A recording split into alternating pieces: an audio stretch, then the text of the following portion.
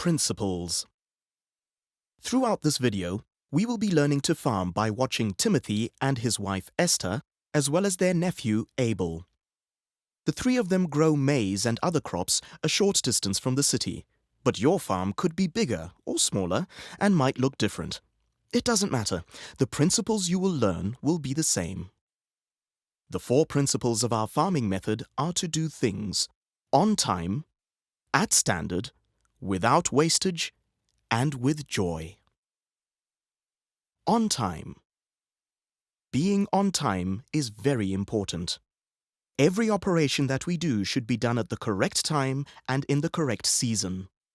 Ecclesiastes 3 verses 1 to 2 says, "There is a time for everything, and a season for every activity under heaven, a time to be born and a time to die, a time to plant and a time to uproot." God is always on time and is never late. For example, the longest day of the year is always the 22nd of December. This never changes. The most important date for us as farmers is the 25th of November. This is the best date to plant maize to get a good crop. If you plant before this date, the plants can take advantage of the best growing conditions, the ideal amounts of sun and rainfall. If we plant after the 25th of November, we lose a huge part of our yield.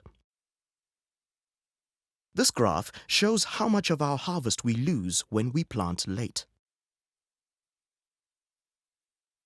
As you can see, you lose 120 kgs of grain per hectare for every day you plant late. Timeliness is so very important.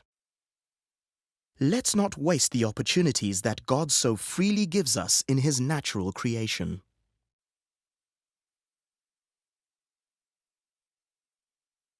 At standard.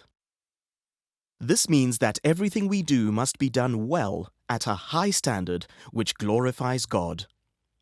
God does His work at a high standard. Look at just about any aspect of nature and you will see that God has produced our world at an incredibly high standard. Look at the mist, the sky, the moon, the soil, the sun. God certainly produces a good product. We can see examples of God's high standards in the Bible. For example, in Ezekiel 40 to 42, Ezekiel meets with an angel who has a measuring rod in his hand, and he goes on to precisely measure every aspect of the temple. God loves detail and precision. In order to achieve high standards, we need to pay attention to detail. It is the small things done together that make the biggest impact on improved yields. The precision of placement of planting stations, the depth of the holes we dig, the quantities of inputs we use, how many seeds we place in a hole, how deep we cover the seed, all add together to produce high standards. If we try to do things really well, this glorifies God. It is a form of giving that God sees. This is the whole basis of implementing and achieving high standards.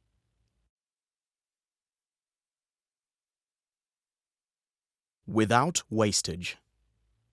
Waste is unnecessary loss. If we waste the good things God has given us, it means that we are being unfaithful with them. We have already seen that God will take away from us if we are unfaithful.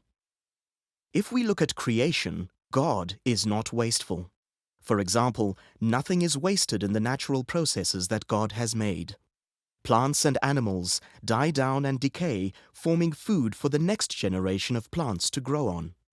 These plants grow and are eaten by the next generation of animals.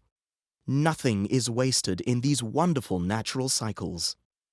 Some of the things we waste are natural elements such as water, soil, nutrients, seed, and sunlight. We can also waste things like opportunities and time. By not wasting these elements, we will be faithful to what God has given us. With joy. Many people live in a great deal of despair. But those of us who know God have a great deal of reason to hope and not despair. Though we encounter trials and suffering, we have a great God who loves us and purposes good things in our lives. Jesus has won for us the hope of heaven and glory. We can see that our joy arises from hope. When we do things on time, at standard, and without wastage, hope begins to dawn in our hearts as we see that we can make a success of our crops. This hope leads to joy, which is our strength. Joy is also a natural consequence of doing things on time, at standard, and without wastage. And joy encourages a higher standard of work ethics.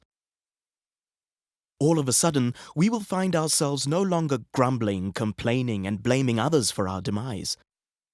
But we will have joy for our work, and we will want to work even harder, be more on time, at a better standard, and with less and less wastage.